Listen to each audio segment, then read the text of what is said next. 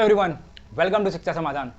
जैसा कि हमारा जेईई का एग्जामिनेशन एंड हो गया है, एग्जामिनेशन एंड होने के बाद 4-5 बेसिक क्वेरी हमारे हर एक बच्चे पेरेंट्स के मन में चल रहे हैं। उन सारे क्वेरी को आज हम इस वीडियो में रिजॉल्व करने वाले हैं, एड्रेस करने वाले हैं। 4-5 डाउट की बात कर ले तो मेनली बच्चों के मन में जो डाउट आ रहा है, पहला डाउट यही आ रहा है कि मार्क्स वर्सेस रैंक क्या होगा। जेईई एडवांस में जो भी आपकी मार्क्स आ रही है क्या रैंक बनेगी, रैंक वर्सेस कॉलेज क्या होंगे, उस रैंक के बिहाफ पे हमें कौन कौन सा कॉलेज मिलेगा। उसके बाद एक ऑप्शन आता है कि मान लीजिए थोड़ा हमारा एडवांस में रैंक पीछे आ रहा है तो क्या कुछ ऐसे कॉलेजेस भी हैं जो एडवांस के स्कोर को एक्सेप्ट करते हैं अदर देन आईआईटी, उसको हम लोग देखेंगे। सबसे लास्ट में जो सबसे इंपॉर्टेंट डाउट है कि अभी जैसे हमारा जेईई एडवांस का एग्जामिनेशन एंड हो गया 2 जून या फर्स्ट वीक ऑफ जून से, मोरले सारी काउंसलिंग एक साथ पैरेलल साइमल्टेनियसली चलने लगेंगी। तो उन सारे काउंसलिंग को स्मार्टली में डील कैसे करना है, एक एक करके हर एक पॉइंट की बात करें। पहला है डाउट मार्क्स वर्सेस रैंक। अगर हम जेईई के एडवांस के पास्ट 3 ईयर पेपर को एनालाइज करते हैं तो 22 के पेपर को टफेस्ट, 23 को मॉडरेट और 24 को इजी मान सकते हैं। तो ये हमने पूरा ऑफिशियल डेटा जो जेईई ने पब्लिश किया था उसके आधार पे हम लोग 2023 को ही बेसिस मान के चले कि इस बार पेपर मान लीजिए 2023 के हिसाब से मॉडरेट रहता है तो किस मार्क्स पे क्या रैंक बनेगा। रेफरेंस के लिए से मान लीजिए पिछले 2023 में 800 रैंक बनी होगी, किसी बच्चे का एडवांस में 227 नंबर आया होगा तो, और उसी तरह मान के चले ऐसे करके पूरा चार्ट आप देख सकते हैं। और मान लीजिए किसी बच्चे को एडवांस में 12,000 समथिंग कुछ रैंक बना होगा तो उसको 115 नंबर के आसपास जेईई में आए होंगे। तो तरीके से आप देख के चार्ट को देख के ये समझ सकते हैं कि किस मार्क्स पे क्या रैंक बना होगा, राइट। ये कैटेगरी जनरल वालों के लिए, जनरल का सीआर रैंक है। भाई ईडब्ल्यूएस कैटेगरी की बात करें तो ईडब्ल्यूएस वाले बच्चे भी आराम से स्क्रीन को देख लें और समझ लें कि किस मार्क्स पे क्या रैंक बनने वाली। और हम लोग 2023 को रेफरेंस मान के चल रहे हैं। अगर पेपर थोड़ा बहुत दाएं बाएं 19-20 होता है तो 3 साल का रेफरेंस है, कहीं ना कहीं इसी बीच हमारी रैंक लाई करेगी, राइट। ओबीसी का भी सेम है, एससी कैटेगरी के बच्चों के लिए भी है, एसटी कैटेगरी के बच्चों के लिए भी है। तो पहला जो मन में डाउट था कि किस मार्क्स पे क्या रैंक बनेगा वो हमारा क्वेरी यहाँ से रिजॉल्व हो गया। दूसरा आता है रैंक वर्सेस कॉलेज, कि किस रैंक पे क्या कॉलेज मिलना नहीं मिलना। उसके लिए देखिए पहले कॉलेज की बात कर ले, पहला कॉलेज मान लीजिए आईआईटी बॉम्बे है तो सब बच्चे ध्यान देंगे कि कभी भी जो एडवांस के थ्रू या जोसा की जो भी काउंसलिंग होती है तो किसी कॉलेज में जब एडमिशन होता है तो जो कट ऑफ होता है, कट ऑफ क्या होता है कि जेंडर वाइज या कैटेगरी वाइज वेरी करता है। मीन्स कि अगर मेल है तो कट ऑफ कुछ और होगा, फीमेल होंगे तो कुछ और होगा, कैटेगरी के वाइज हिसाब से वो वेरी करेगा। रेफरेंस के लिए हमने क्या किया, अगर मान लो किसी बच्चे का जेईई में 68 ऑल इंडिया रैंक बना होगा लास्ट ईयर तो उसको आईआईटी बॉम्बे में सीएससी मिला था। तो ये डेटा दिखाने का मेन पर्पस हुआ कि एक हम लोग देखे जो सबसे हॉट ब्रांच है सीएससी, उसका कट ऑफ क्या रहेगा, और मान लीजिए कि हमें उस कॉलेज में एंट्री लेना है, मीन जो सबसे लास्ट ब्रांच है उसी कट ऑफ क्या रहेगी। जैसे आईआईटी बॉम्बे में 7430 में किसी बच्चे का एडवांस में रैंक था, जनरल कैटेगरी का बच्चा था, मेल था, तो उसको वहाँ केमिस्ट्री मिला था। उसी हिसाब से हमने डेटा देखी, general, EWS, OBC, SC, ST ये मेल बच्चों का है, उसी तरह फीमेल के लिए अलग से कट ऑफ है। तो स्क्रीन पे देख के आप समझ सकते हैं कि किस रैंक पे मुझे कौन से कॉलेज में कौन सा ब्रांच मिलने वाला, हॉट ब्रांच सीएससी मिलेगा कि नहीं मिलेगा, और उसमें एंट्री के लिए क्या करना होगा। इसी तरह की बात करें दूसरे नंबर पर हमारा आईआईटी बॉम्बे है, दूसरे नंबर पर आईआईटी दिल्ली है। दिल्ली की बात करें, किसी बच्चों को मान लो आईआईटी दिल्ली में सीएससी पढ़ना होगा, अगर वो ओबीसी कैटेगरी का बच्चा रहा होगा तो 89 उसकी कैटेगरी रैंक रही होगी, उसको सीएससी मिला था, 3185 में उसको टेक्सटाइल मिला था। तो मैंने आपको सिंपली लॉजिक समझा दिया कि किस बेसिस पे डेटा तैयार किया गया है। ऐसे करके पूरे जितने भी आईआईटी 2300 आईआईटी है सबका मैंने डिटेल इसी तरह तैयार करके पीडीएफ फॉर्म में अपने टेलीग्राम ग्रुप में और व्हाट्सएप में ग्रुप में डाल दिया हूँ।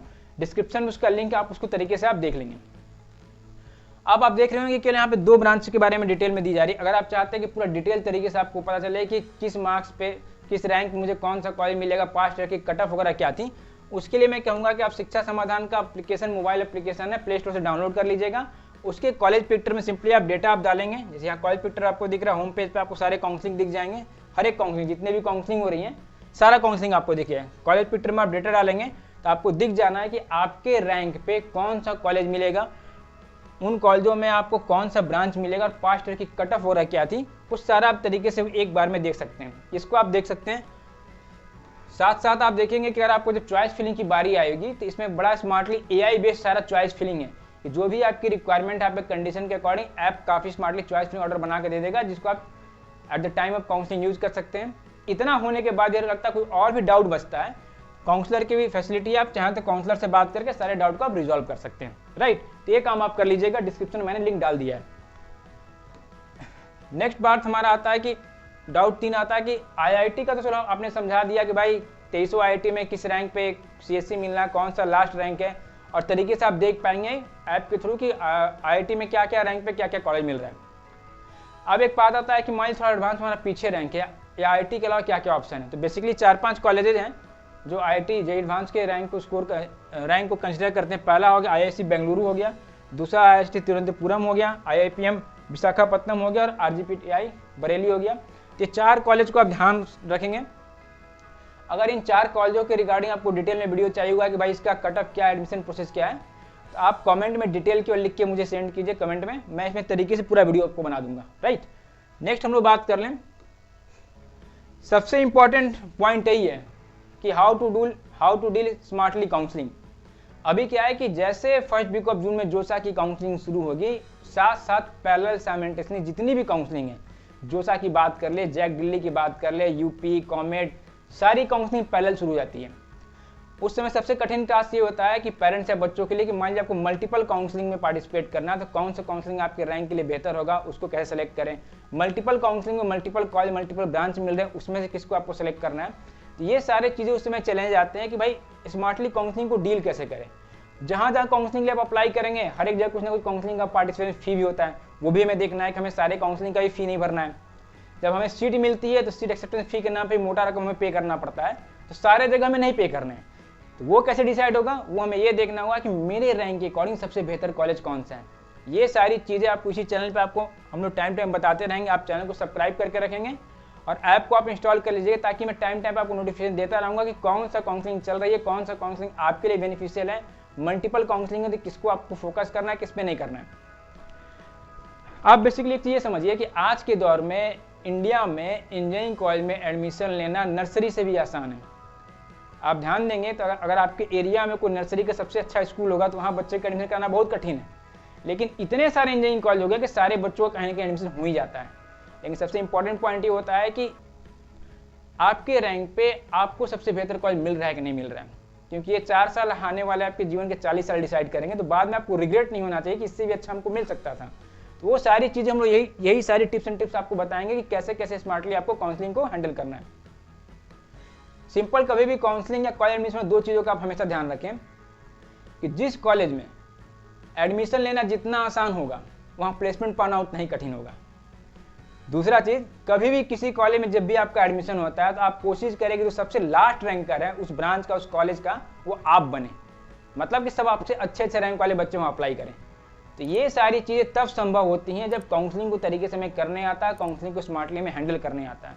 तो वो सारी चीज़ें आपको हम लोग इस प्लेटफॉर्म पे आपको बताएंगे। आप चैनल को सब्सक्राइब करके रखेंगे, साथ साथ ऐप मैंने बोला उसको डाउनलोड कर लीजिए, एक एक जानकारी आपको तरीके से मिलेगी।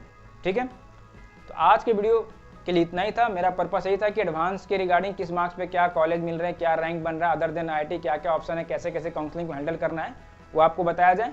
बाकी आप चैनल से जुड़े रहिए, जल्दी मैं आपको और भी जैसे जैसे काउंसलिंग शुरू होगी सारा टिप्स एंड ट्रिक्स बताते रहूँगा कि कैसे आपको बेहतर कॉलेज का सिलेक्शन करना है। ठीक है, चलो आज की वीडियो के लिए इतना ही था। मिलता हूँ जल्दी नेक्स्ट वीडियो में। Till then bye bye, thank you.